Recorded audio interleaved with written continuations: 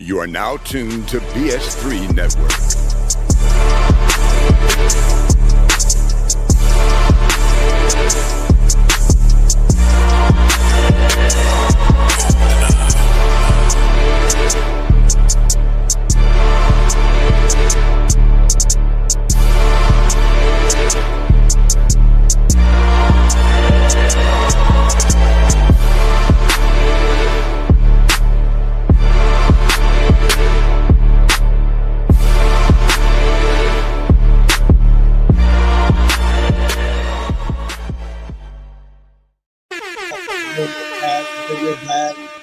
Bring it back, bring it back, bring it back.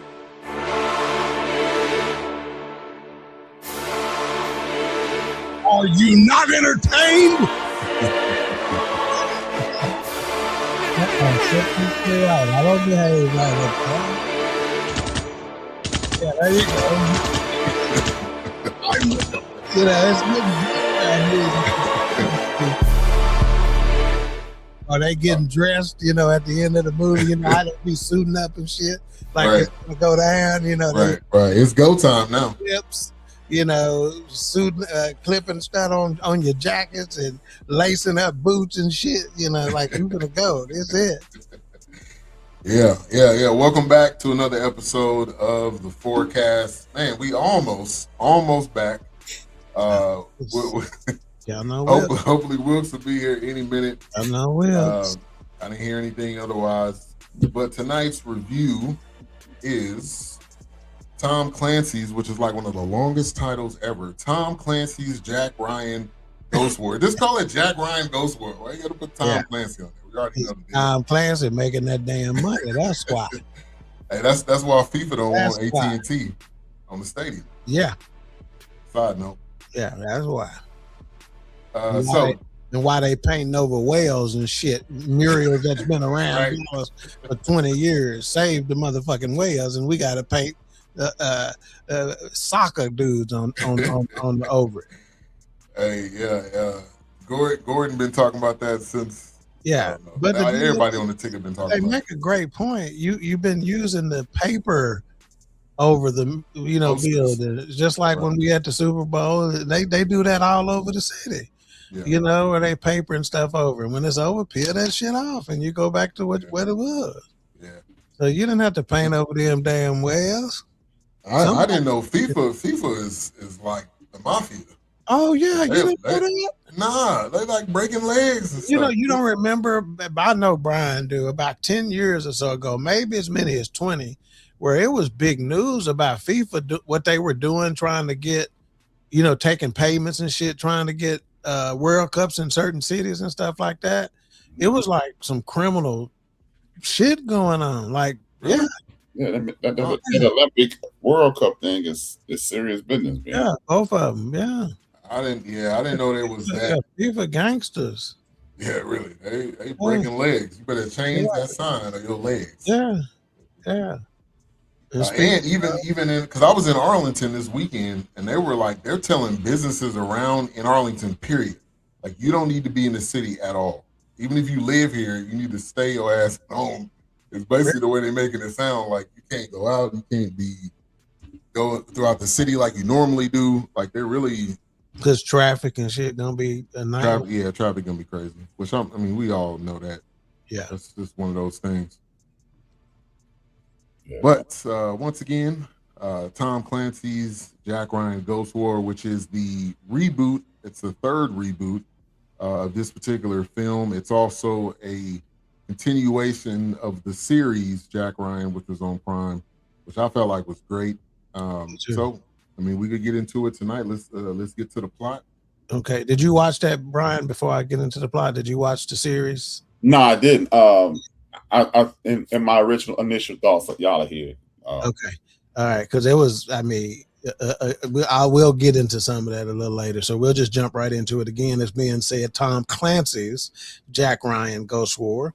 The plot in this new film: Jack Ryan is reluctantly pulled back into espionage when an international covert mission unravels a deadly conspiracy. Racing against time, he joins CI allies Mike November and James Greer, and sharp MI6 officer Emma Barlow to battle a rogue Black Ops unit in a high-stakes, deeply personal fight. It was initially released on May 20th, 2006, so we own it early. With a runtime of 1 hour and 46 minutes, it was directed by Andrew Bernstein. Producers, not to be confused of the Bernstein Bears. Producer Allison Seeger, John Krasinski. Remember, we talk about this every doggone week, that the major actor getting them a producer credit. That must be part of their back end stuff or something. Andrew Form, John Kelly, Alexa Ginsberg, Carlton Cuse, Tom Clancy. And this was a Amazon MGM Studios picture, so they collabed. Remember, I told you based on my tour of Paramount, they kind of told me that, look, Netflix might come in here and rent this out, and part of our fee might be you got to put our name on it, because it's technically our studios, but it's a Netflix Paramount joint or something like that, Right. The cast includes John Krasinski of The Office fame, Wendell Pierce of Waiting to Exhale, and a whole bunch of stuff, right? The Wire, fantastic in The Wire. Michael Keel, Max Beasley, J.J. Field, Douglas Hodge, Betty Gabriel, Sienna Miller. And again, Ben and I were talking about John Krasinski. Again, we talk about range when we get to certain actors and stuff like that. And this dude has been doing dry comedy for, several years, and he's jumped into this Jack Ryan stuff, and he's still doing some of this deadpan comedy as part of his thing, But and don't forget Quiet Place, which was killing it. Everything that the 1, 2, and 3 was. Yeah. What's up, Wilks? What you got in the glass? That must have been what took him so long. No, when you got a 21-year-old that thinks he's still 12, you got to pull him to the side and calm him down. So they call it pull his coattail. Now I'm gonna pull that nigga's head off. Now we don't ain't no pulling coattails, man. I'm gonna punch you in your throat. This is what we call it, making a pimp decision. You got to either love him or you got to do what he just said, make him think you're about to rip his fucking head off. Right. And but you got to do both. And what better month to do that in Father's Day season? Right. Rip that nigga's throat out. Right. Yeah, it's like, yeah. I'm sure Brian has had those moments with DJ where he didn't have to make him think he gangster. This is Andre right now. Exactly, Andre. Yeah, you got to snatch his ass back down to earth. But The Glass is a classic from probably 1920s, 1946. Some people know it as the Cape Cod, but we just know it as the Dennis Rodman. It's we know it as a good cranberry and vodka. That's all it is. Okay, is that what they called him? It was a Cape Cod back in the day, but we just called it a Crown and vodka. That's all. Oh, a Crown. I mean a vodka and cranberry. Okay. I've only heard people just call it vodka cranberry. I didn't know. Yeah, it's a Cape Cod, but yeah, just get a Dennis Rodman. Is that what he drank? Oh yeah. Oh gosh, man, Dennis Rodman. Man, I've seen that man walk around with 3 glasses in his hand. I'm like, what's this reminds me of a coworker I used to have. He used to drink nothing but Browns, whiskey all the time, right? Oh, he gonna drink Crown, Uncle Nearest, Johnny Walker, just depending on what our bonuses was looking like. Yeah. One day we was all out, and he was doing nothing but cranking vodka cranberry. I said, "Nigga, you got a yeast infection in this stomach or something?" And he looked at me and said, "Quiet as this cap, nigga." He said, "You ain't too far off base." Hey man, that Cape Cod, man, that's a classic. But like I said, I call it the Dennis Rodman treatment. But it should be a good one tonight. Yeah, right. Yep. All right, let's get to the chat real quick before we jump into the show. Keisha in the building. Thank you for tuning in. Appreciate you. Knox in the building. What's going on? Anthony. Poetic in the building. HRap. Otis. Ain't nobody come to see you. Ain't nobody come to see your ass, Otis. Yeah. Knox. All right, so we already got into the plot. Jack Ryan, Ghost War. And let's just kind of get into some initial thoughts. This film has been done. Oh, wait a minute. Wait a minute. Remember our new you're right. Our open mic rating. Wilks didn't hear it, so you'll have to introduce that, and you are up. So you go ahead and tell them what that is. All right, so starting off this week, viewers, listeners, and Wilks, we'll be doing a mic rating at the beginning, and we're going to rotate it around each person alphabetical order. So by default, it's me, and then it's Brian, and then it's Wilks, you, or David, and then we're going to go to Ivan. So, and it works on the screen too, doesn't it? It does. Yes. Yes. So, as we get into the initial thoughts, I'll go ahead and give my mic rating, and I'm gonna kick it off. I'm gonna give it a 4, 4 out of 5. I don't think it was great. I'm not gonna put it in the great. I'm not gonna put it in the necessarily the above good. So I'm gonna leave it at right about a good, which is what a 4 would be. Entertaining. Some of it was predictable. What the hell is you laughing at, man? Me? No. HRap. HRap cracking up over there. They're giggling like a teenage girl over there. What's that? Like somebody pooed it or something, man. What happened? like you smell something like something under the door. Yeah. I'm sorry. Yeah. I when I see that, I immediately go to the private chat. I say something. I'm all in my head. Monique in the building. Thank you for tuning in. Yeah. All right. So I mean, it was good. Monique. I was looking forward to it. Big fan of the Jack Ryan series. And that's why you're end to end. So it had me. We didn't catch Wilks on whether he was a Jack Ryan. We know HRap didn't watch it. We know Ben watched the series. I watched the series.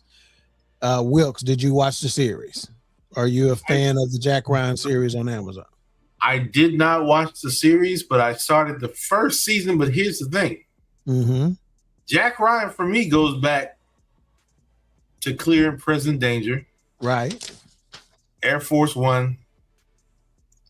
A Fear of All Sums. Sean Connery too. All those classics.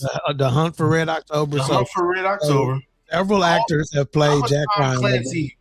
I'm a Tom Clancy guy. I mean, I'm a Tom Clancy so hard that I was playing Ghost Recon on the first Xbox. Yeah. On the PlayStation 2. So I think that may influence our like of the movie. Like I was in before the shit started. Yeah. It's my shit. Like.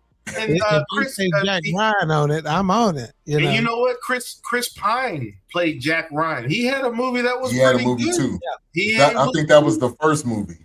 Yeah. So let me go over the actors that have played it. So several actors have played Jack Ryan over the last 36 years.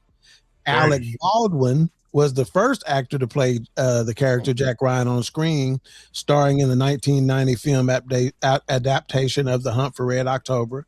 Harrison Ford in Patriot Games in 92, Clear and Present Danger in 94. Ben Affleck, believe it or not, we talked about the Rip a little earlier, in The Sum of All Fears. As you mentioned, Wilks, Chris Pine in The Shadow Recruit in 2014. And of course, John Krasinski has had the title longest out of anybody from 2018 to 2026 thus far. No, trust me, I was already hooked. And now, of course, like I said, I missed out on watching the series. I can always go back and watch it. But anything that was Tom Clancy, Jack Ryan, I mean, took me back to the early 90s. You're doing yourself a disservice if you hadn't watched it. I'm kind of jealous that you have 4 seasons to go watch. I wish I had 4 seasons to go watch right now. You know what this reminds me of? I was a Jack Bauer fan. So I watched 24. And when they brought 24 back for I think season 10 or season 11, Kiefer Sutherland played the hell out of that character. So that's the kind of vibe I got from this one. It was just like, okay, they ended the series, but now there's a movie.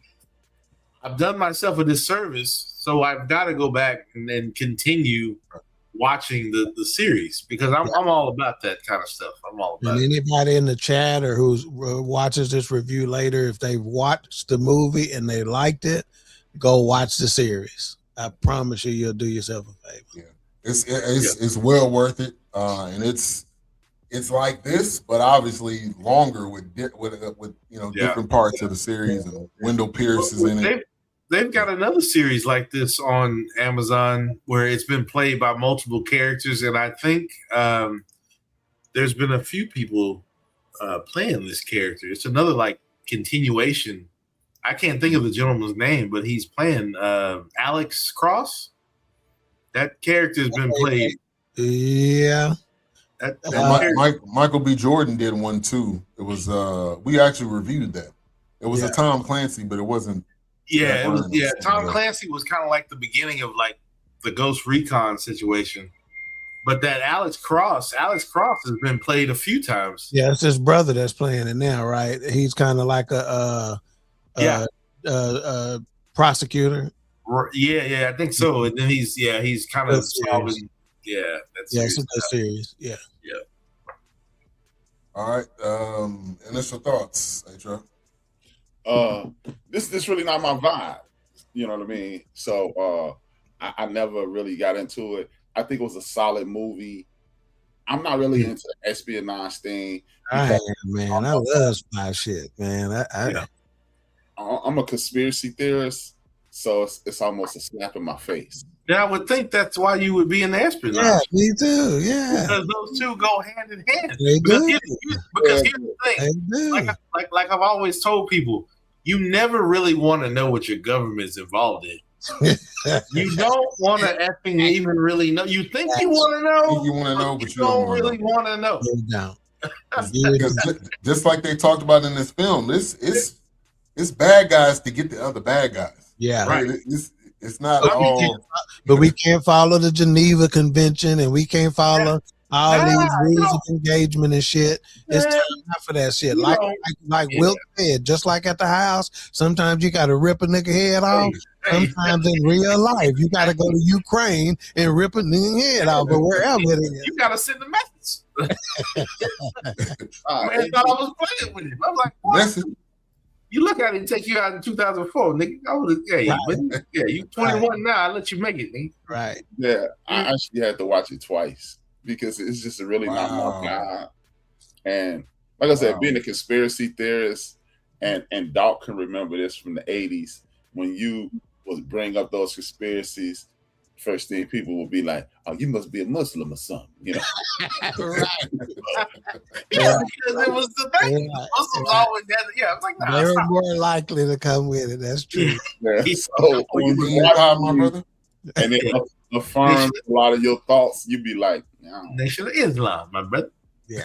So I mean, after I watched it again, I was able to appreciate it more. Yeah. But it's not my vibe, but I appreciate it much more on the second watch because if I don't watch this again today, it wouldn't have been a good. I'd have been like, hey man, trash. I mean, after having my grandfather in the Korean War and being in a military family, you just really don't know you don't want to know what your government is up to, man. You just don't want to effing know, man. I mean, this administration has blurred the lines of what kind of is happening, but not totally. But that's why I don't mean to take it Epstein, but it's just like if those Epstein files really, truly got released, shit is crumbling. Yeah.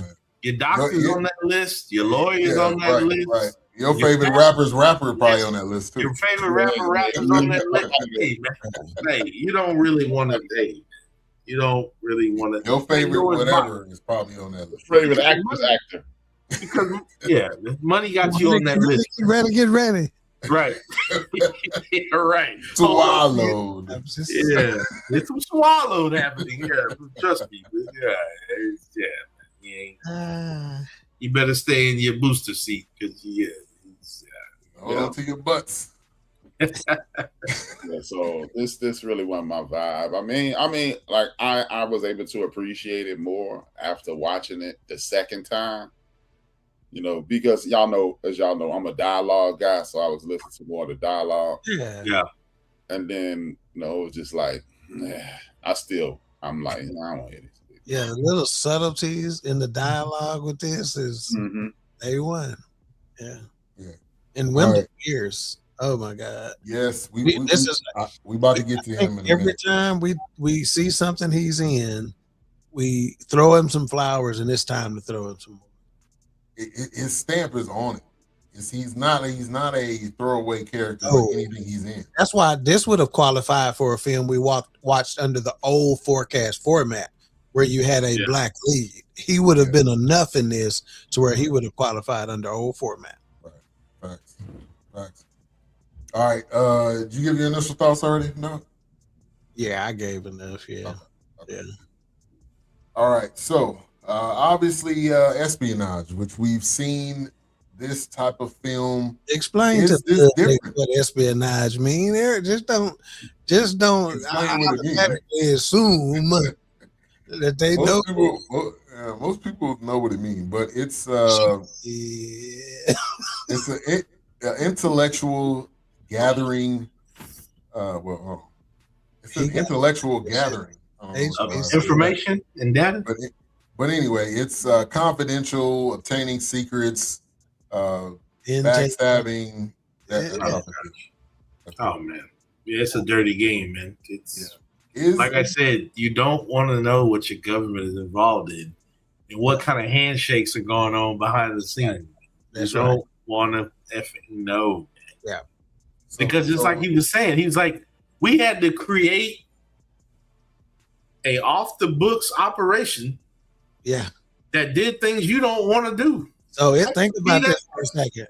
The CIA itself is damn near off the books. So when the CIA got to create an arm that is off the books. Hey, man, let me tell you something. I ain't that guy. If I got to be the guy on this show to say shit niggas don't want to hear, I'm going to say shit niggas don't want to hear. Y'all don't want to say pussy. Y'all don't want to say pussy. I'm saying it. I'm just saying it. I'm that. CIA in the Fourcast. I'm saying it. Oh my God. If it's nasty, I'm saying it's nasty. You know what I'm saying? Hey, y'all see the name tonight? Y'all see the name tonight? Mayhem is here. Hey, I'm just saying. But dog, you probably the best one that can probably talk to this. You know, former military. Experience in seeing. So I don't know if you want to touch on it. Let me just say this: we have some very high-ranking military officials in the family, and when I say high-ranking, I mean high-ranking. Okay, and just my time in Desert Storm. I mean, at 19 years old, I understood what sleight of hand by the government meant because I hear. On mainstream media, these are the numbers of casualties. And I'm like, wait a minute, I'm in one hangar by myself and we got that shit this morning. Right. You know, so, you know, misinformation, you know, all that stuff. No. Yeah. And real quick, I didn't think about this, but Dawk he may have come across some of my family members. Because I remember Desert Storm, Desert Shield. I had family members in that. Yeah. And hell, I wouldn't be surprised. Dawk might even know one of my. Wilks is a very common name for me. I've definitely in the DF area run across some Wilks. I mean, it's one of those things where I've had family, you know, in Desert Storm, Desert Shield, and hell, I remember being a kid terrified, thinking. Are the way they shooting them missiles? Are they coming over here? I remember as a kid, I'm just like, they gonna blow us up. You know, I wasn't thinking. I didn't know. He thinking a Scud missile gonna hit his ass. Come on for to hit my ass. That's like that. As a kid, you don't know where how far. Hey, I'm trying to play something in the head. That's why while I'm eating my pancakes. Hey, man, you gonna mess my Genesis up, man. I'm blowing my Genesis. Sliding across the stairs. Hey, I didn't I'm have playing. no. I'm playing Excite Bike with my. Hey, I'm President Mike Tyson punch out. Yeah, I'm in the middle of my Tecmo Bowl, the Super Bowl run. Ducking. It's good. Yeah, man, don't blow me up, man. Don't blow me up, man. Shit, it was horrible looking at them green missiles at night. I don't remember. There was when those Scud missiles were going off. Oh, it was big news because we was knocking them off, like all their missiles. Yeah. We was just picking them up. They couldn't get nothing through until this one cat went to sleep on the job, literally, and one got through because he dozed off. Hey, they shot 400 and 399 got popped, but one they got through. Shit, he had a day like HRap. He was sleepy. Shit, he had a long night. HRap said behind the scenes, he said, "Oh, I can fight through it." I'm gonna just tuck mine in this time. Yeah. Man, but it starts off. You know, Jack Ryan is the civilian now. He's working on Wall Street. He's like, I'm not doing this anymore. Yeah. Right. You know, the cars pull up and he's running. Obviously, I don't know. I'm sure all of us thought it's probably Wendell Pierce. Oh, we lost Wilks. Yeah. It's probably Wendell Pierce pulling up on him like, hey, I got something for you to do. Even if you don't want to do it, I'm assigning it to you anyway. So that really wasn't, I guess, a shock. They had to have a tie-in from the series to this, and that was the tie-in. So, I mean, that made complete sense. I think that was just something they had to do. Wasn't super exciting, in my opinion. Yeah. Yeah, I mean, I would say it was predictable how they did it. You know, I mean, you're pigeonholed as to, you know, exactly how you could have done it. It could have been a situation where, you know, the lady who got killed, eventually the director, she could have got killed early, and that inspired him. I'm coming back to figure out who killed her because she was always A1. You know, but you're limited as to what you can do to get him back in the game, you know.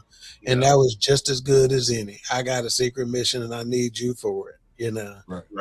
It's as good as any. That's why I said this was very 24 for me, because I watched so much 24 with Keith Sutherland. And when they did that season 9, season 10, when they were in London, it was pretty much kind of like, okay, the fans want more. We're going to pull Jack Bauer back into it. Yeah. So, you know, it was one of the, that's what it felt like to me, because this is definitely one of those series that, you know, even my wife before the movie, like, she was watching and I think she may have finished it. And she said how good it was. And I was like, man, I got to pick it up. So I'm going to have to start. You're on to something more than you think. When you say the fans want more, the film series from 1990 to 2014 has an unadjusted worldwide gross revenue of $788.4 million to date. Wow. And that's $750 million. Crazy. $750 million. That's crazy. And done just from 90 to 2014. They haven't added in the television series stuff. They hadn't added in anything from 2018 to right now. So chances are this franchise is probably over $1 billion right now. So you hit it on the head when you said the fans want more. So we're figuring out a way to give it to them because we still are able to cash in. You know, the money. Because when I kid you not, when I watch stuff like this, I can already tell that, okay, this is something that's heavily appreciated and wanted by those that read the books, that those that watched the ones, like I said, in the early 90s. Now you got a TV series that was very successful. And, you know, now you do a movie because it's almost like, oh, y'all can't leave us hanging. Right. You know, what else are you going to do? Which is how we felt at the end of the series. Like me and Erica was like, all right, when's the next season? And then you hear it's not another season. That's what I was it. You get fan backlash. They're clamoring for it. So that means if we put something out, they're gonna spend for it. And guess what? A good show would be smart. If they're popular, they would probably be smart to say, "This is it." Right. Make them want. You know what I'm saying? You know, Make 'em Mama always said, "Make them leave them wanting more." You know, you don't ever want to overstay your welcome. You know. Yep.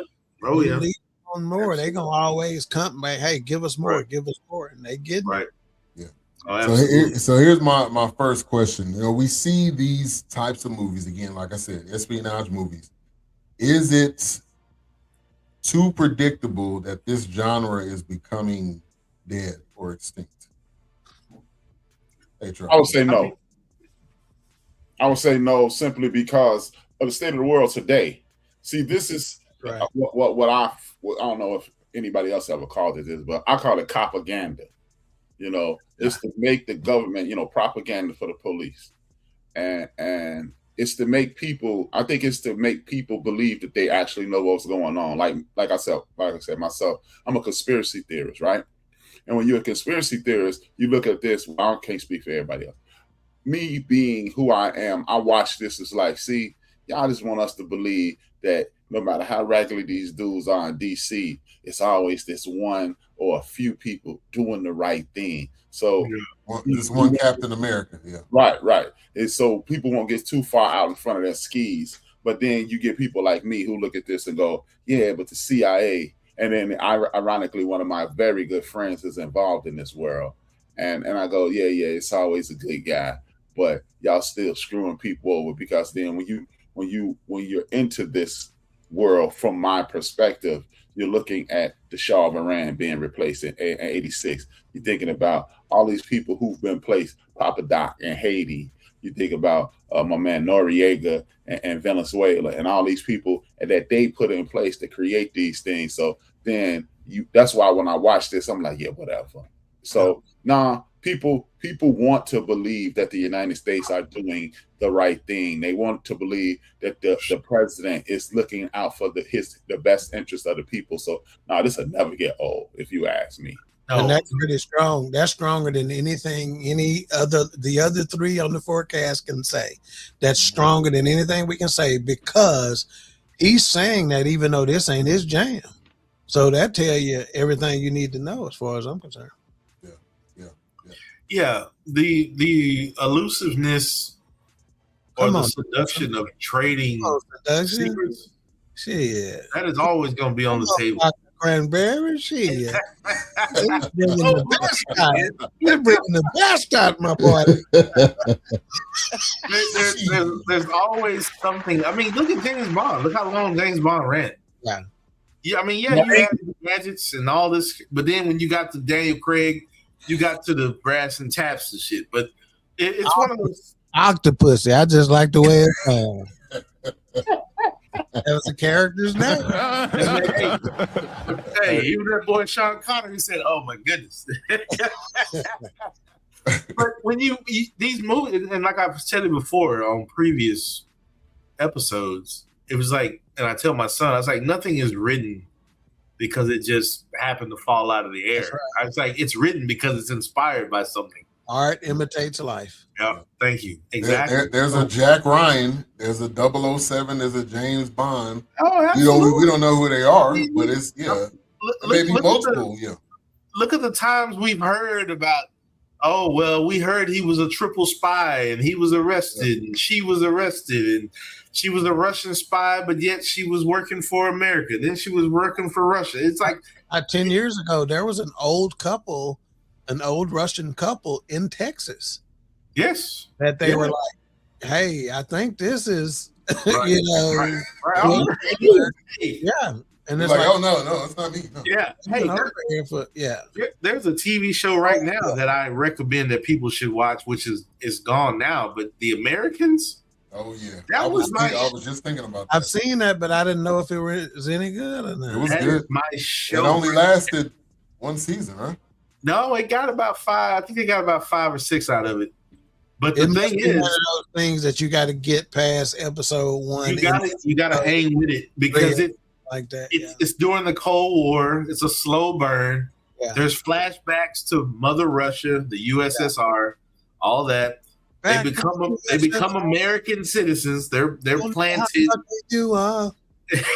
You don't know that song, do you? Come on, Beatles. Let's go. But so yeah, it's one of those things where no, it's not going to die. It's not going to ever. I mean, just like the fascination with are there aliens out there? You know, are we alone? Yeah. You know, it's never going. It's never going to die. We're looking for the savior to save us. And I think just like with superhero movies, it's the same. I was just about to say that, man. That television show, The Boys, gives you a peek at that because the boys, they literally say, "Nah, man, this ain't about no superhero. This about the bread, man. We trying to get paid off this. Yeah. We'll save them." So what's happening a lot nowadays, notice how even the traditional superheroes like Superman and Batman and Spider-Man, they all got a little dirt to them. Yeah. I was thinking they got a little dark. None of them just squeaky clean like they used to be, you know. But hey, if you watch Power Man, which everybody call Luke Cage now, back in the 70s, Power Man was like, "Run that bread, I'll save you."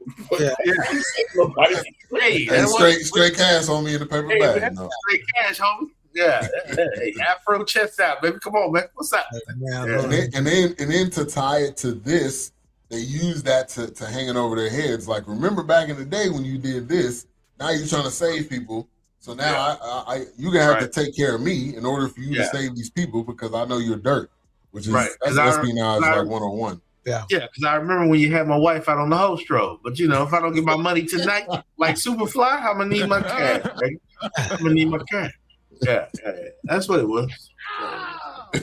Yeah. Hey, don't let Wilks drink no more woo.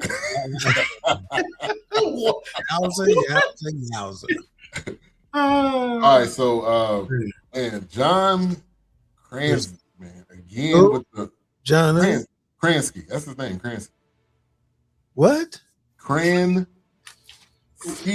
Who are we talking about? Look it up. That's his name. That's how you say his name. Hey, man. I'm an Office super fan. You talking about Krasinski? Yeah, that's it. Kransky. Anyway, look it up. Look it up. Hey, you talking about John K. Anyway, man's got like super range. We talked about it a little bit, but from The Office, Jim Halpert with the was he in 13 Hours? Maybe. I think he was in 13 Hours. Let me look the big email breach with Hillary Clinton. What did it call 13? I think it was called 13 Hours. I think he was in that. That's the first. That's the first time. Might be. He didn't watch that movie. He hasn't watched that movie. But man, from The Office with the Justin Bieber type haircut, just goofy, and going like from that to this, like this dude has got a ton of range. He had 13 hours. He did 13 hours. He watched that movie. He hasn't watched that movie. Detroit. He was in Doctor Strange. No. Okay, 2022. You check the new comment from this genius. Who the hell was he? Krasinski. Boo this man. Krasinski. That's 1979. HBCUs ain't getting on. Hey. That wasn't in the books. That was not in the books. It was not there. But talk about the range, Wilks. I'm coming to you first. Oh, hey. I have to say I was definitely convinced because after watching The Office, and I'm not a super fan of The Office, but just knowing some of the scenes. But it's almost, every day.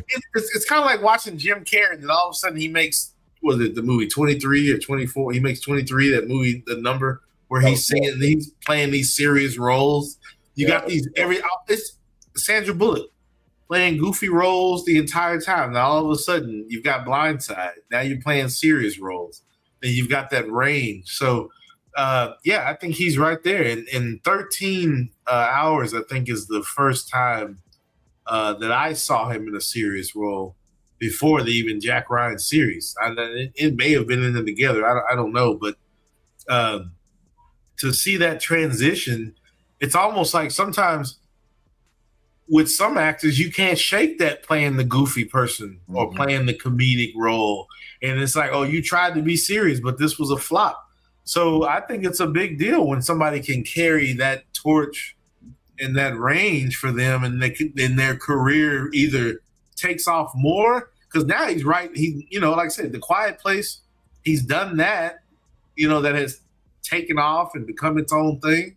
So it's definitely it's a big thing for me to see that, because like I said, a lot of people can't shake. I'm gonna use an example, Jennifer Aniston. Yeah. I didn't think Jennifer Aniston was worth any kind of serious role, because she always played these hopeless romantic, played on Friends. But after watching some of her independent work and watching her on, there's a show on Apple TV, I think it's called the Morning Show. The Morning Show, yeah. It's called The Morning Show, and I mean, she's cutthroat. She's no joke, and I'm just like, damn, well, where was this at? But I get it. Sometimes that's the role that works for you. Mm-hmm. I mean, look at Set It Off with Queen Latifah. I mean, you're playing Cleo, a serious role, but I'm used to seeing you on Living Single. Yeah. And so, but now you're taking on these serious roles. So yeah, I think of course, in Queen Latifah has been in a lot of serious roles, a lot of them. And she's kind of done both. She's done something with some SNL alumni. So it was one of those things where it's nice. It's good to see that, because I think he did pretty. Of course, I felt like there were some few, typical kind of comedic. He had to get that in there a little bit, but after that, I mean, he's definitely, serious role, man. I enjoyed it. I enjoyed seeing him in that position. Yeah. Dawk. Yeah, Krasinski he's got, when you talk about range, this guy, okay, let me just say this. You remember when we talked about Regina King? We not only, when you start talking about her, you have to talk about her range on screen and off, on camera and behind the camera. And John Krasinski has writing credits in 8 to 10 films, in addition, this cat is winning Emmy Award nominations for producing and directing. He's winning best male actor in a comedy series, things of that nature. Best male performance by a male actor in a drama series.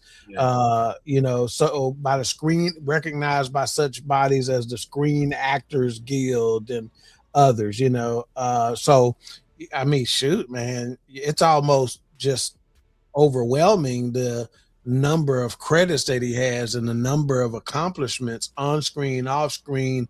He probably sitting as the Jim Halpert in The Office. Regular people probably were the only ones who didn't know what he was doing. Hollywood probably already knew that's a bad boy. Y'all just looking at him like that boy called. And he has his own company, Sunday Night Productions, which he's done all the Quiet Place films. He did a movie called If, which was kind of like a cartoon live action type thing. And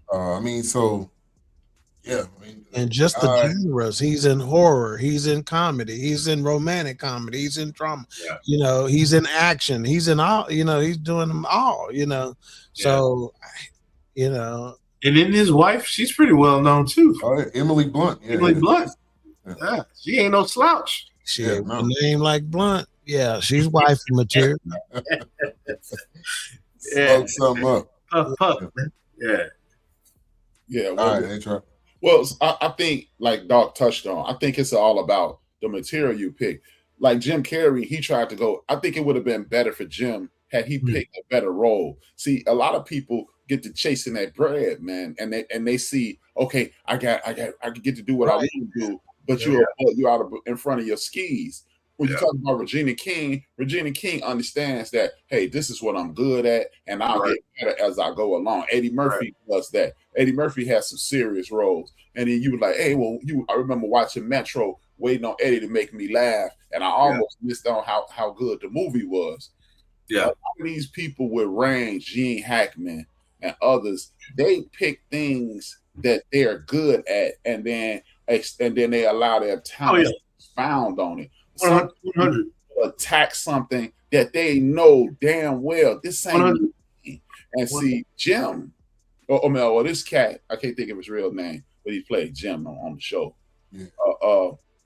This cat tackled the most difficult one first. It's harder to make someone laugh than to do anything. I can go on TV and play a black guy from Chicago. I can go and play a black guy from LA, from the hood. It's easier to do those things. To make someone laugh is the more difficult one. So he got us to laugh first, and then he folded back into what he was probably trained to do. He's probably a trained thespian.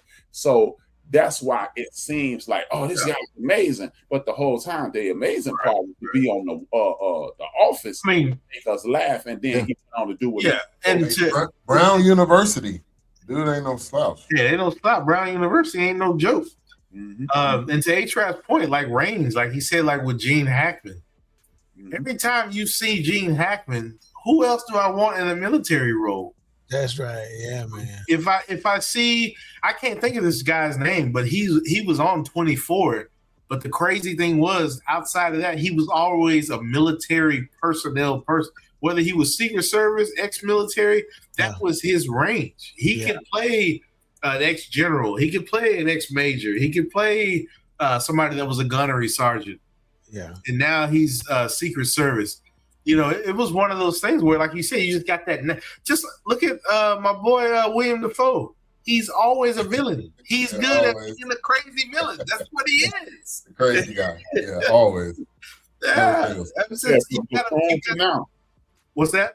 From Platoon to the Green Goblin. You just got that knack for being that. And I think going back real quick to Jim Carrey, I think Jim Carrey's, I don't know if it was an issue you would say, or he just knew, like, I don't know when my next opportunity. So I think after In Living Color, it seemed like he was just taking whatever. And then he started doing the Andy Kaufman thing. He started playing Andy Kaufman. You know how it is. Once you see one of your role models, and if it lines up where you can play your role model, he took those things. But then after that, I mean, after Dumb and Dumber, and then you've had was it Liar Liar? You had all that goofy stuff. But I mean, now he's playing. I'm telling you, when he played, what was the cat you just named that he played? Andy Kaufman. Oh, Andy Kaufman. Just that alone, where he went with that. Now that Jim Carrey. There's rumored that Jim Carrey is off his rocker right now. I don't know, but have y'all heard those rumors? I heard. I just heard it. He just not in the limelight anymore. Yeah, they say he's out there. You know, Terrence Howard out there, kind of like 1 + 1 = 3 out there. Oh man, come on, man. When he did the Andy Kaufman, man, for him to do what he did there, people who were around that project, man, he turned into somebody different. You know, he one of those kind of dudes that just, he just just engulfs himself in that character, man, and becomes that character.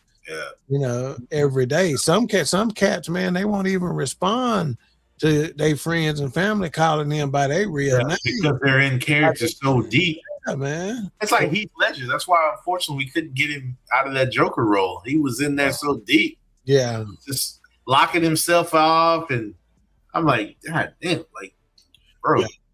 Let me ask y'all this. This is a question I have for the panel. Is it a such thing as stepping outside of your lane? Because that's a good question.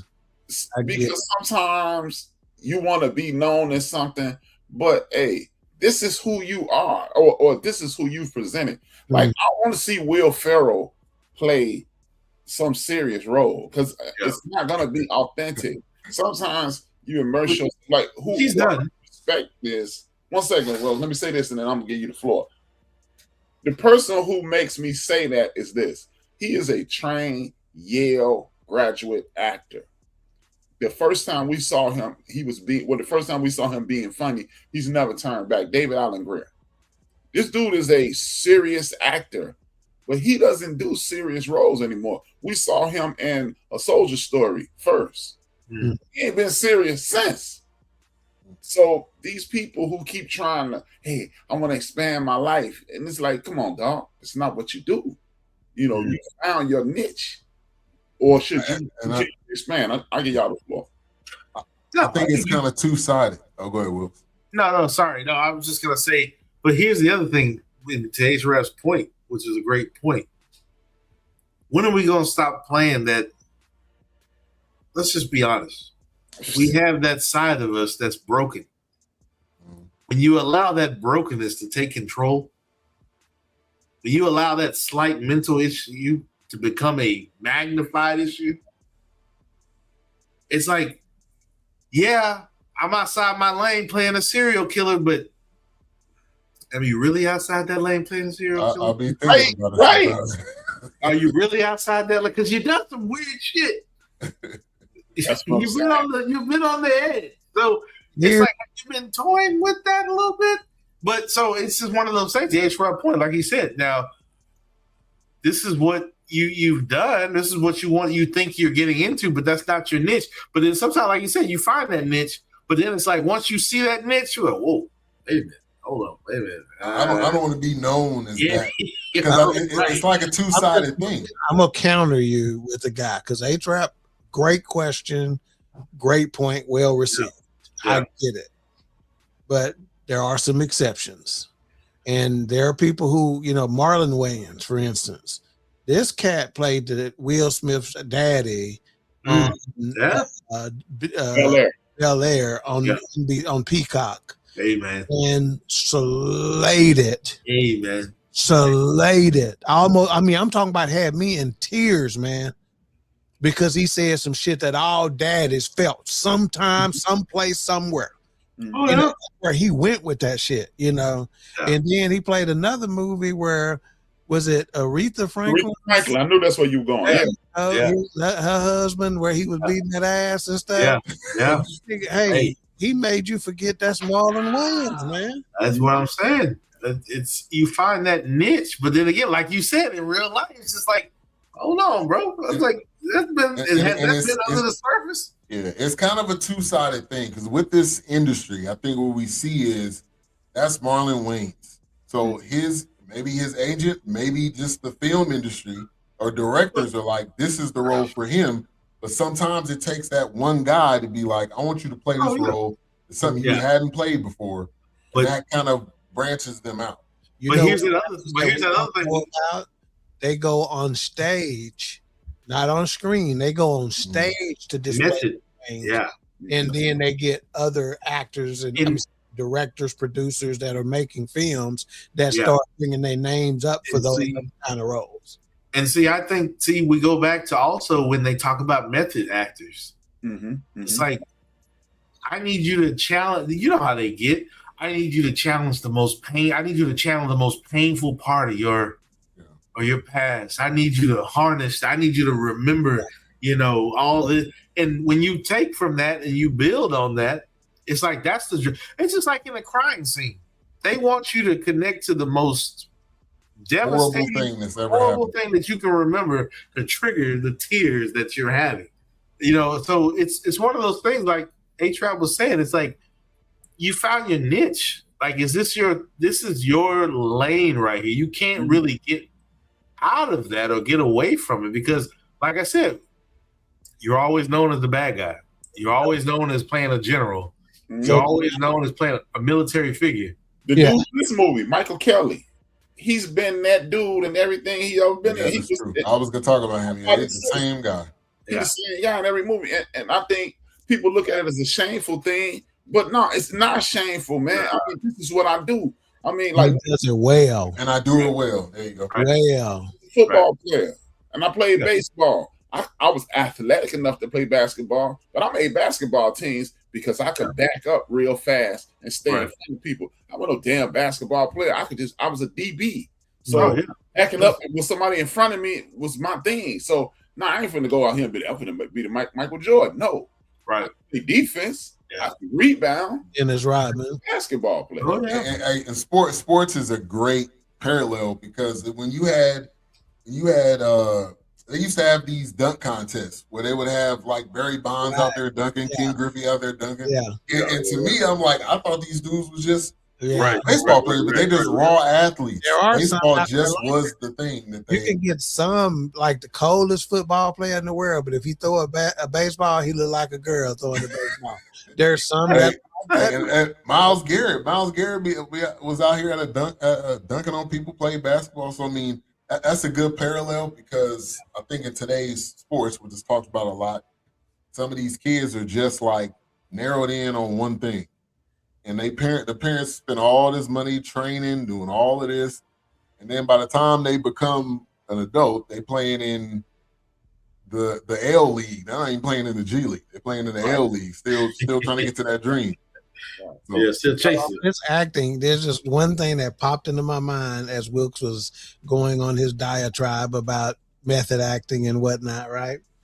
This movie called Nothing to Lose with Tim Robbins, Martin Lawrence, and Irma P. Hall. And so there was a scene toward the end of the movie, well, I guess it's toward the middle end, to where Tim Robbins had gotten Martin Lawrence, which was Irma P. Hall's son or grandson, one of the two, in some trouble. So when she finally got introduced to him at the cookout, she hugged him and then slapped the shit out of him. And they interviewed them and they like, no, she really slapped the shit out of him on set and nobody expected that to happen. And they roll with it. So, but they respected Irma P. Hall enough to be like, she must have felt that was necessary in that situation. And she said, I needed you to react to it like that. I didn't want to do no fake shit. You know, I needed you to react to it because it was going to come off better. And when I say that was one of the funniest scenes I'd ever seen, you know, but so sometimes you go to different places in these stories, in these films, and sometimes it's the director who brings it out of you. Sometimes it's the improv of talented actors. Depending on who you're working with. I mean, I've heard many stories. I mean, that's why I love Turner Classic Movies. You know, they give you a little insight on when you're watching these movies, and they're like, there's a scene where, hey, somebody actually gets hurt, but you know, it looked like it was a part of the stunt team, but no, they actually got hurt. Like they kept that thing off. You know,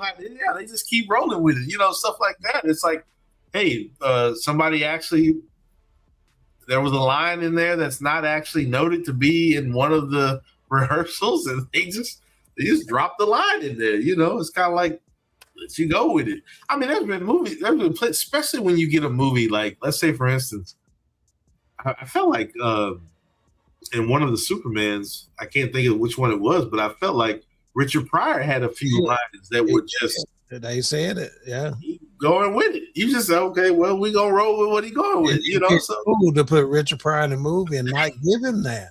Exactly. You know, give him that ability to play around with it. What did you expect was going to happen? It's a line in life that most people don't know is supposed to be in there. I'm that boy's pappy. It's not in the script. I remember hearing something like that. It was not part of the script. Yeah, I love it. That's why I feel about Gene Hackman. I was like, they don't give that dude a script, man. He's I'm here, man.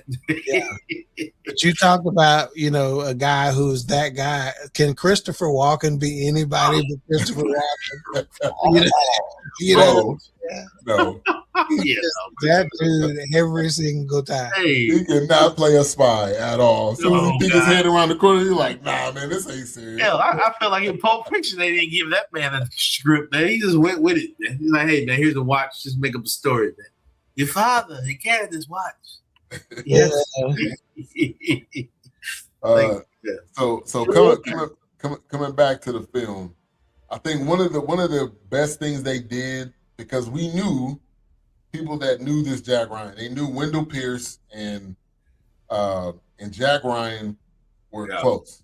And immediately they portrayed it as he sent them on his mission, not telling them everything, and now they're kind of enemies. So that was a great kind of intro to how they introduced the film. Him going to Dubai, thinking he's just coming to pick up a package. Obviously, it isn't going left, and then he finds all of this other information out, which I think was a great introduction into the meat of the film. Yeah, it was a nice curveball. Even though I was totally ignorant to the situation, you can clearly see that we're gonna create an adversarial energy between these friends, so that they will propel the film into something that people like you guys wouldn't be expecting, because these guys are buddies, they're friends, and you see at the very end of the movie, you see the connection, you see, and you think, hey man, you know what we do for a living. Yeah, you sent me in here blind, which is in essence putting my life in jeopardy. Right. Yeah. I don't know if I can trust you anymore. But as the film progressed, you saw, I put you in a need to know situation. Yeah. Mm-hmm. Yeah. Dawk, you want to add something to that? Nope.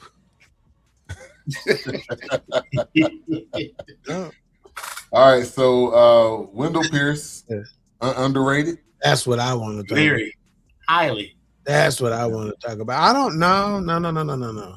Is he amongst, you'd have to start saying amongst who? But if amongst us, he's not. Keith Davis? Yeah, you properly rate him. Amongst the elite, Denzel, Michael B. Jordan, or if you want to go second tier. And Michael B. Jordan elite? Not just, but he came a long way toward getting there. With his role on what was those roles on the whatever the movie he played, the twins. Sinners. Yeah, he came a long way on that, but no, he's not there yet. He's not in. But I think he just doesn't get mentioned enough. That's what I mean when I say. Is Michael B. Jordan and David Washington kind of there together? Are they? I think David Washington light years in front of Mike. I wouldn't say light years. I'd say he's a step or two ahead right now, and that's just because he's probably got a couple of more films under his belt where he's shown. Yeah. Range wise, you got to give it to Michael B. Jordan. Though. I don't know about that, man, because just David, dude did a boxing film, an espionage film. David Washington did Players. Have you seen Players? The show with The Rock, right? And it's totally somebody different. In these other movies, completely different. Range, and you can put his picture next to the word range in the dictionary because he's got so much. That's why I said light years. Yeah. Right now, I think he's ahead. I don't know that it's light years, but I think John David. Yeah, is it light years in sense of the small screen, the big screen, or is it light years just because of, I guess, the way he approaches his roles? I think it's the approach. I think. Michael B. Jordan has the bigger roles. Yeah, bigger box office. John David Washington has the more intellectual. There you go. Yeah, there you go. Yeah. But Michael B. Jordan after Sinners is different than Michael B. Jordan before Sinners. And think about this too. This is where I know I'm going to hit HRap all over. He's going to be his hair might stand up on his head when I hit him with this. When you're in the presence of someone like Delroy Lindo on a film set, you telling me Delroy ain't pulled him aside on some shit, man, and hit him some stuff. That's the beauty of our people, man. That you just know. That's why the barbershop on some shit. That's why I was saying about Eddie Murphy in some of these movies lately. Eddie don't have to be the lead no more. He don't have to be the spearhead. Yeah. Eddie can step back and be like, well, we did this, and this when I was, and then you running with it. Yeah. That's what I love to see, because it's like when you got somebody on the precipice like that he gonna be. Come on, precipice. he gonna be 100 certified. Whether I don't care about Dr. Doolittle and all that, it doesn't matter. He's Eddie Murphy. When you get his name tied to something like a role that's coming out, you're going to step back and be like, hey, this is what we, and Eddie may even stand back and say, you might can do this. But he might be just along for the ride to laugh and see what the young cats got going on. Yeah. But I bet you if you ask Michael B. Jordan about Delroy Lindo, he may start crying talking about it. Well, I mean, Not even knowing anything, just knowing who we are as a people. Right. And, you know, he may start crying talking about that. Well, the first thing he told him was, oh, go ahead. Say that, HRap? I like LeBron James' daddy. That's I was about to say that. Yeah, you got it. I was about to say the first thing he told me was, you know, LeBron James, my son. I believe it. I that. definitely understand where Dawk's coming from, because sometimes you just have that person that it's like, because they pulled you to the side and they dropped nuggets and they dropped knowledge and they hipped you to something, but yet they gave you enough to run with and be great with. It's like, hey, you can't, you know, it's kind of, I have a cousin like that to this day. We call her Pee Wee. Her name is Marguerite. But I swear she's my grandmother in every shape, form, and fashion, because my grandmother raised her. She was literally like joined to the hip of my grandmother. You know what that do for me? That hit me in a soft spot. So anytime I got a lightning rod or some kind of entryway to see how my grandmother thought, you best know that's going to hit me in the spot. Yes, sir. Because right now I got to stop talking about it because I don't even want to start crying. I'm just going to leave it where it is. Gone already. Shit. I don't know what you talking about. You gone. You was gone 4 sentences ago. Hey, I was waiting until you figured it out. Shit, you've been gone with it. I'm going to leave it where it is. I was with it. That's why I was saying yes, sir.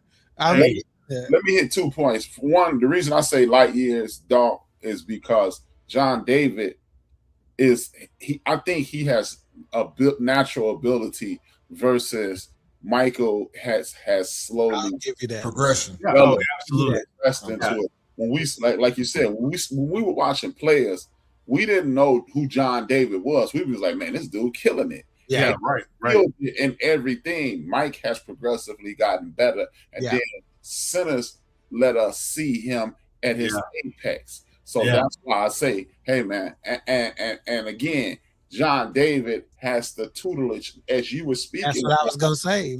You just made my point. You took my tool. Denzel, his daddy, and they put it right on me and say, well, based on your theory, that's my daddy. My daddy. Yeah.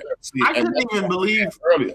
I couldn't even imagine what centers would be if they had 2 of them in the same. I can't even imagine what.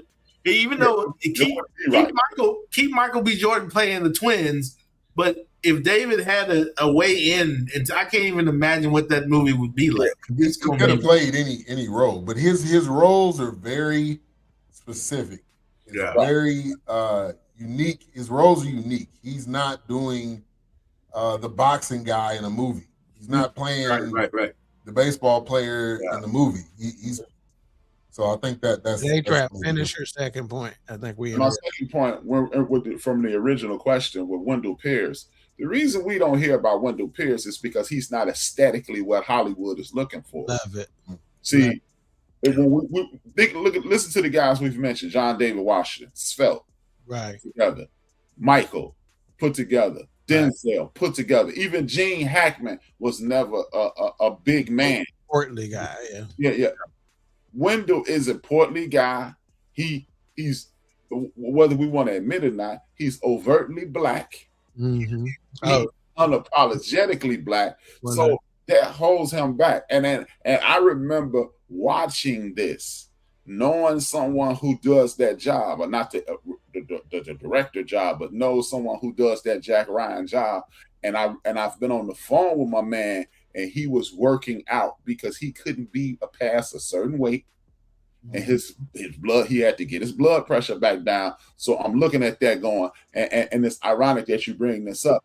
I'm watching this movie going, there's no way in hell my man will be in this, even though how much I dig him as an actor. I'm going, no, they wouldn't have they would never let Wendell do this in real life because of his stature. Yeah, but he dropped. Did y'all notice that he lost some weight though? He lost some weight. No, I didn't. He wasn't as thick as he normally is. Yeah. No, serious. 100. I didn't know that at all. He lost about 35 pounds. Yes. He didn't do no running, but anyway. Yeah. Well, he tried. He's older than me. He ain't gonna do like, freeze. I'm not chasing you. Freeze. Why he the effing director? Shit. All right, that's why he was the director. Yeah, that's why we don't see Wonder and Wonder don't get the props because Hollywood is aesthetics. Hollywood is you have to have this look. Yeah. That's why you don't see. Think about this, man. Viola Davis is the only quote unquote non-looker to be a popular actor. We've been watching Diane Carroll. We've been watching Kim Fields. We've been watching Halle Berry. When me and Dawk was coming up, Jane Kennedy was the deal. What we supposed to? When you look at our both of y'all calling on the Lord. I'm telling you, Viola Davis, Even Too Sweet fell in love with her. She hood. Oh yeah. But I didn't so. Hey, Dawg, that's the movie that made me never smoke weed. Yeah. Viola Davis is hood, nice look. In the hood, everybody in the hood would be looking at Viola like, oh, look at her, she kind of thick. Yeah. But Hollywood does not see her as a beautiful woman. So she had, like she said about 15 years ago, hey, y'all talking about I'm as good as Meryl Streep. Where that Meryl Streep paper at? Right. That's how one dude. Watch and to HRap's point, watch this. I mean, this is a totally different subject. We remember in the 90s, they were like, "Where the dark skinned girl in the videos?" You got all the light skinned sisters in the video. Like, where's the dark skinned sisters? Dark skinned was taking a hit. It was in the back. Yeah. It's like y'all remember a different world, right? Big lady. You remember the dark skinned chick with the short hair? Oh yes. Yeah, that was the baddest one on campus as far as I was concerned. Whoever played Kim was stacked. Know what you're talking about. Hey, when Kim turned around, when Kim turned around in them pleated pants, I was like, hey, Erica Alexander on right single. Oh, absolutely, was the best one on there. Yeah, hey, absolutely. It was like it was so weird to me because it was just like they were that became a thing. It was just like even in the movies we were seeing Menace to Society. We were looking at Boys in the Hood. It was just like why House Party. It was like why is all the light skin like what is happening? It was a big deal. It was like it started a damn movement for a minute. Yeah. My only issue with this movie is why they had to kill the black lady CIA director. You couldn't. There was a bunch of whites in this film. You couldn't put one of them in the SUV. Why? But you know what? What about the fact that she was a black female as the CIA director? And her nice. Number two was that contract. She was in the film. It was like a horror movie. She was in the film for 5 minutes tops. She's been in. It was like hi, bye, stuff. She was probably. She was skeleton so long, they had to rework the contract. I'm with you, Ben, because I was watching this, and like me and my son, we watch things and look for the fatal flaw. There's no way in hell you would have the director and assistant director of the CIA in the same building. You ain't going to see Bozo and Cookie. Exactly. Exactly. Yeah. 100%. 100. Cookie in this instance would be JD Vance. Shout out to my man HRap. All right. Let's get to rewatchability. Would we rewatch? Well, you already did HRap. Absolutely. Oh yeah, I was forced to. It would have been good, especially if I go back and watch the series. I'm definitely watching the movie again. And the way they did the ending here, it's seeming as if he's going to be the deputy director. But give you a little bit of wiggle room to do something else. Matter of fact, I wrote on at the 121 mark of the movie. Remember, the runtime is an hour 46. Mm-hmm. At the 121 mark, I put, "Will Jack Ryan be the director of the CIA one day?" You know, because it was just where they were going with it, right? And I had no idea. 5 minutes later, Wendell Pierce's character Greer is putting him up for deputy director. Oh yeah. Because now they're following the series from the early 90s. Because now you're getting into Clint Eastwood territory. And I thought, honestly, when he was writing that letter I thought his plane was about to get shot down. Yeah, me too. It was almost like this is my. Oh yeah, this yeah, is yeah. who I want to take my place. My coup de grace. But he was given, like possibly all secrets, like this is where this is hidden, kind of shit or something like that. All right, let's get to some final thoughts and Mike rating. I already gave mine. Quick. Yeah, we got 115. Yeah. All right, HRap. Oh, I mean, again, this is not my lane, so I really don't know how to rate it because, like I said, I watched it the second time and I was more engaged. I was more enthralled in what was going on. Besides just going, hey man, enough of this, man. Because like I said, I went into straight conspiracy theory mode. But I'm going to give it a 4, man, because I know this is exactly what cats like y'all wanted to see. Yeah. It wasn't predictable, and believe it or not, I want to hear y'all point on this. I'm gonna give it 4, but this is a question I have for y'all again. How many times have you seen the hero blow the brains out of the crook at the end of a movie? That kind of made it for me. I know that's kind of like a morbid or whatever, but you really never see the hero. Yeah. And him. In jail. Like, he was like, yeah, bow. And I was like, because Jack Ryan is the guy that does it by the book, and he was fussing at Wendell Pierce like, you doing all this dirty stuff. Yeah. I didn't think he was going to shoot him. I'm going to tell you how I knew he was going to shoot him. Because early on, so I've been getting the quotes, of the movie. They've been standing out to me for some reason. And the quote of this movie was issued by Wendell Pierce's character, Deputy CIA Director Greer at the time. He said, walking away from darkness isn't the same as walking into the light, And I thought that was a hell of a a quote. But at the end scene, when John Krasinski's character, Jack Ryan, was asked by the bad guy after he shot old girl, did we get her? And I thought it was funny as hell. Yeah, it was funny. Like that's what you ask your teammates, did we get him? Did we get him? Your opponent, did we get him? So at the end, when he shot his ass, but right before he gave the final blow, he said, did we get you? Yeah. Did we get you?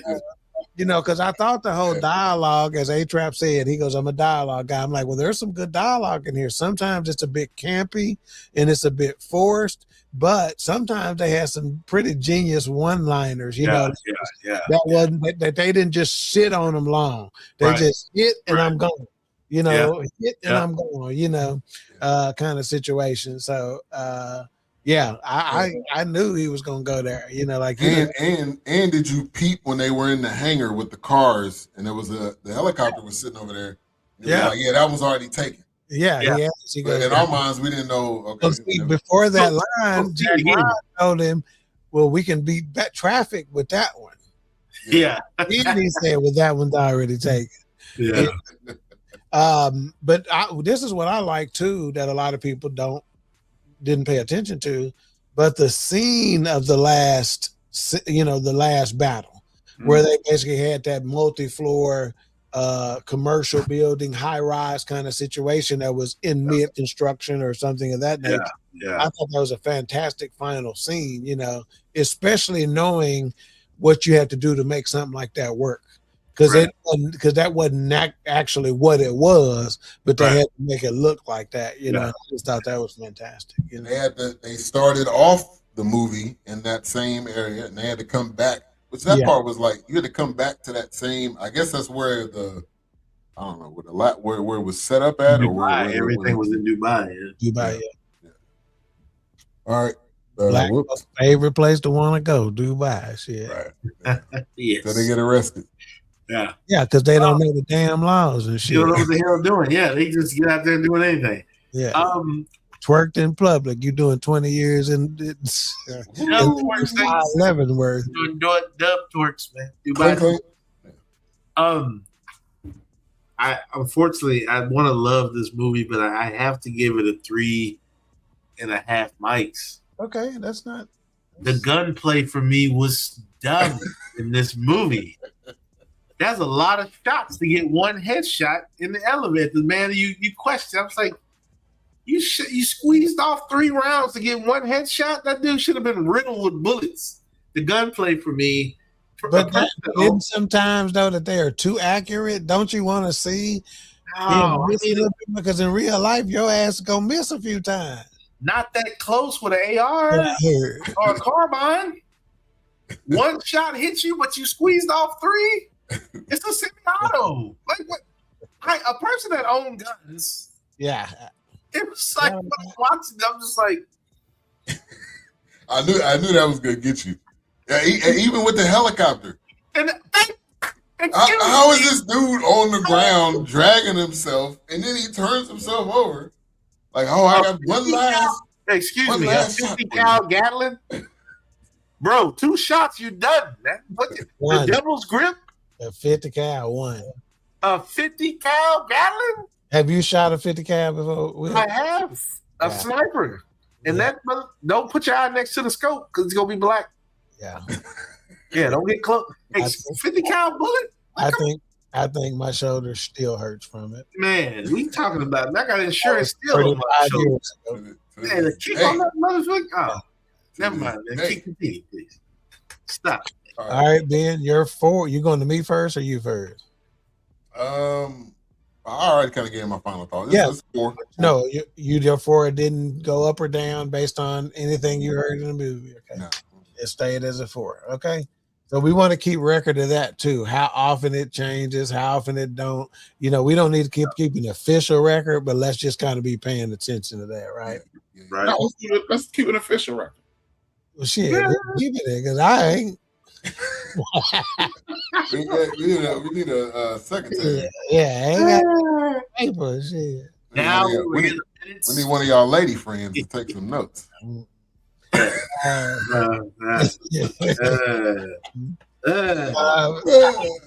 got 4 mics myself.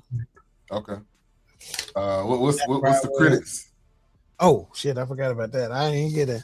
So Amazon, believe it or not, Amazon 3.9 out of 5 stars. That's basically where we are. 4 out of 5, right? Rotten Tomatoes 44%. That's not well on tomatoes. Yeah. IMDb 5.7 out of 10. So I think Rotten Tomatoes came at this like they're tired of espionage films. Yeah. The way they reviewed it was like, another espionage film. Yeah. Like, I don't know if they gave it a. I don't think there's enough out there. Or I'm missing them. Like I want more of them. Like I'm gonna go hunt the Americans now since I. Yes, please. Oh, okay, I gotta give you this, Wilks. You got The Deuce. I started it. Ooh, dude. Oh, yeah. How the porn industry started. So y'all know where Times Square is, right? Yes. You know where all the buildings are, all that area. Yeah. That's where the porn industry was born. They used to be pimps. Yeah. They used to be the 70s. And the prostitutes and the massage parlors and all that shit was where where Times Square is. Yes. And so this series talks about the beginning of that and how it morphed and how the government, the local government came in with the help of the cops and pushed them off the street into the parlors and then pushed them out of the parlors, out of the neighborhood so they could start regentrification. Yes, so they building high-rise bullshit up there and turning it into walls. If you've watched older shows or older movies that might have New York in that setting, you literally had nude women in lights. Yeah, I mean, it was like a theater. It was just like this. That was just a stroll. That was just what it was. Method Man was playing a pimp the first 2 seasons. Yeah, he was playing. Yep, and he did a good job at it. Yeah. It's been on for a minute. Method Man is quietly. He had 5 seasons, man. Seriously, I think he had 5 seasons. Hey, relationship goals. Did you see that? Black Thought did great in it. From the Roots. Huh? Black Thought from the Roots did great in it. Oh, you saw it too? HRap. Yeah, but it was just it was informative. Oh yeah, no, I definitely started it last Monday. I'm gonna keep going with it. It still pimps up, hoes down, shit. Hey, because if If I don't have my money tonight, hey man, what that boy Super? What did Wayne Brady say? Bitch better have my money. Hey man, that boy Pre said, hey, that's my wife. I don't care if that's your wife. I better have my money. Man, Superfly, let's go, bro. All right, so 4 out of 5 coming up next week, man. I'm really looking forward to this. Let's get into this review, and then we'll come back and end the show. But this is right up there, I think, with one of the best we probably have reviewed this year, even though we haven't even watched it yet. So let's check this out. Once you strike that first note, there's something that happens. I feel my heart open up. You get to moving. Hey, and then you hear. Wow. That's when the funk starts. I'm saying to myself, if they can do that, what can I do? Earth, Wind, and Fire were making a whole different sound. No people playing no music like that. You're thinking they're coming from Africa or from outer space. It wasn't even a show. It was theater. He tried to bring us together as one. We didn't know what effect it would have on the people. One night, I picked up the kalimba. It kind of inspired me to get an African beat on my own. They've embraced that music could have a higher purpose. I wanted to reach a universal audience, to evolve consciousness through the music and change the world, change the world, change the world.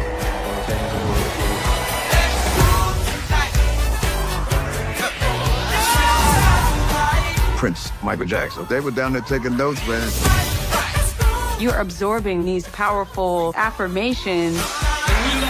It appeared that everything we touched turned to gold. They were defining blackness on their own terms. They made you feel anything was possible.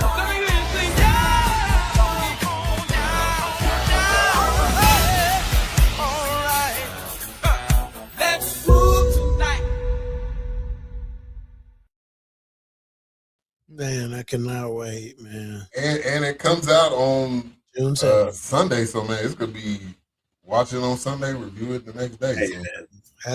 When I saw that, I was like, oh, I got to share it with you. My favorite band. I was like, somebody better check on Steve Harvey, man, because that boy, Steve Harvey loves Earth, Wind, Fire. Yeah, man. I'm surprised he ain't talking about it on his show, but yeah, I'm glad. That's one band I'm glad I got to see, before, too many members starting to fade away. Yeah. Philip Bailey at age 60 still had the voice, man. It's just, and did you, we'll talk about it next week, but them in Chicago tour together a lot. I was gonna say they had some runs together in Chicago. They're from Chicago. Like they have Chicago, them bad white boys on the horn section. They said shit, Chicago, the white Earth, Wind, and Fire when it comes to the horn section. And I saw Chicago in Vegas. First half of the show, they was chill and shit like that. They took a 20-minute break and came back out with them horns. And they give Earth, Wind, and Fire credit for who they are in their show. Like they talk about them actively, and they like, if you don't know this band, because it's 90% white in there, they're like, if you don't know who these guys are. But yeah, I can't wait. Shit, when I went to the Earth, Wind, and Fire concert, shit, you want to talk about box wine, white ladies? Box wine drinking white ladies, bronzy, all over the place. Out of there, bro. Out of there, man. White diamonds everywhere. I can't wait. Oh my gosh! All right, HRap, end of the bench. Purple bottle, gold top.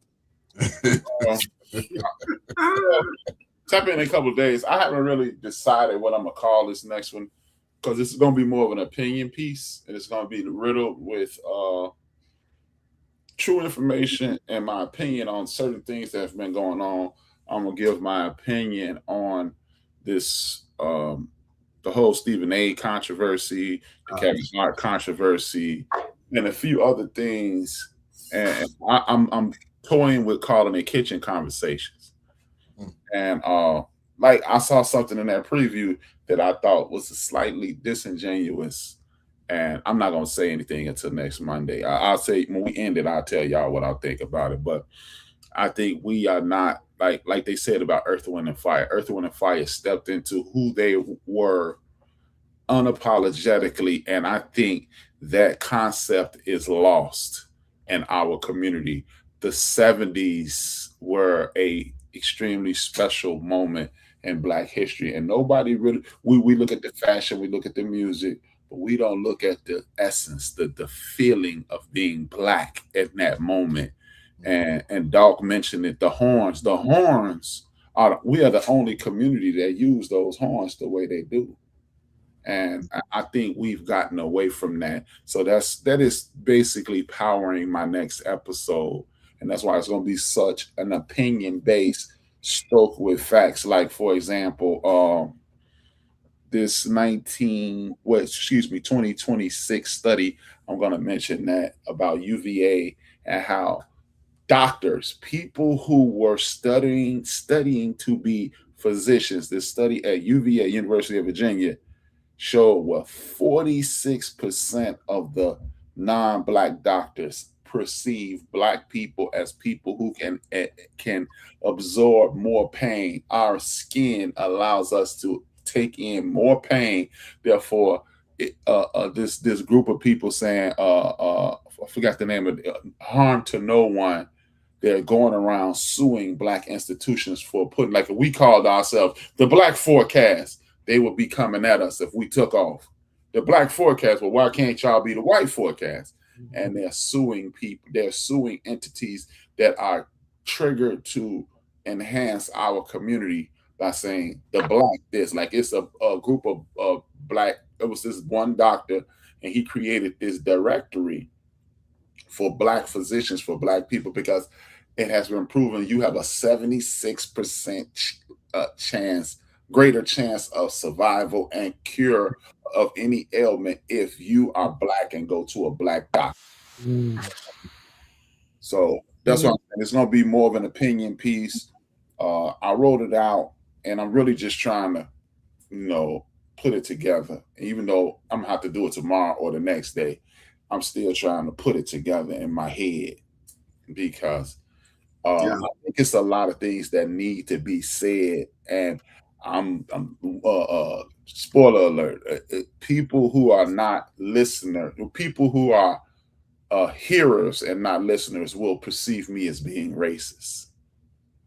But I'm not trying to be racist. Right. It is what it is. This is what we deal with as a community every day of our lives. And if you can't accept it, STBY, sucks to be you. Yeah. But it's something, it's things that I feel need to be said. And from Jason Dart to Stephen A to No Harm Done, and the ignorance, the true clinical definition of the word ignorance that permeates throughout our community, in which we will just go with the first thing that we hear. If Dawk tells me something, if Ben tells me something, if Wilks tells me something, I'm going to listen versus, well, I don't perceive it that what HRap, the word at means look, and is a directional word. Well, I don't see it as that way. Go to hell, man. Nobody cares about your opinion. We're dealing with facts versus feelings. So I'm still putting it together, and while I'm at the gym tonight, I will continue to put it together. But I think man, if y'all never watch any other episode of my podcast, I beg you to watch the next few, because I'm going to go on a tirade of opinions, and I'm going directly at popular culture and things that are not being said. And that's why it's called God's Community. I am, as I forgot, I think it's Colossians, it says, make your words few and sprinkle with grace. I am going to will make my words plenty, but I will sprinkle with grace. But some people will not like what I have to say. But understand, I'm trying to save my people. I ain't trying to save your feelings. That's absolutely. That's all right. Oh, go ahead. No, I was gonna say that's a direct vein into the Gospels. The Pharisees was trying to get Jesus to do everything but heal on the Sabbath. It was just like, stop, bro. I was like, hey, okay, whatever, man. I mean, they were doing everything they can. It's like Jesus said, hey, like he said, it's like, surely if they don't praise me, the rocks will cry out. Amen.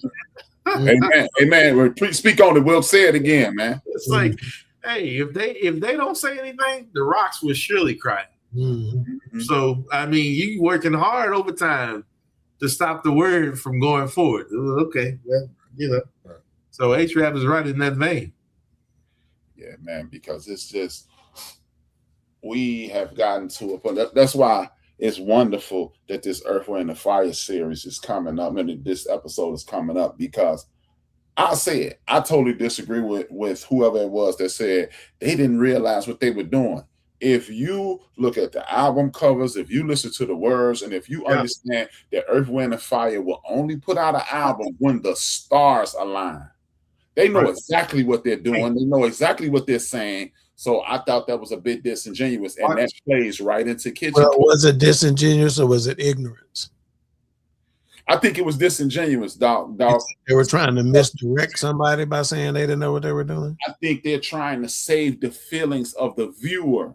Yeah. See, Dawk, and if y'all got a couple seconds, let's speak on this. See, Dawk, what you did was show that you are walking in the light of God, because you tried to get the best out of that statement. You didn't want to see the cowering. And I think that's what our community, because we so immersed in the Creator, I think we think, telling Dawk, hey man, you got a book in your nose. We think, oh man, that's embarrassing, Dawk. See, he's gonna no, I don't want my man walking around looking like a damn fool. You know, hey, I'm gonna let you walk around looking like a damn fool because I didn't want to embarrass you in that moment. Stupid. And here's the thing: and Ben may definitely recognize this, but I know Dawk and HRap will know this.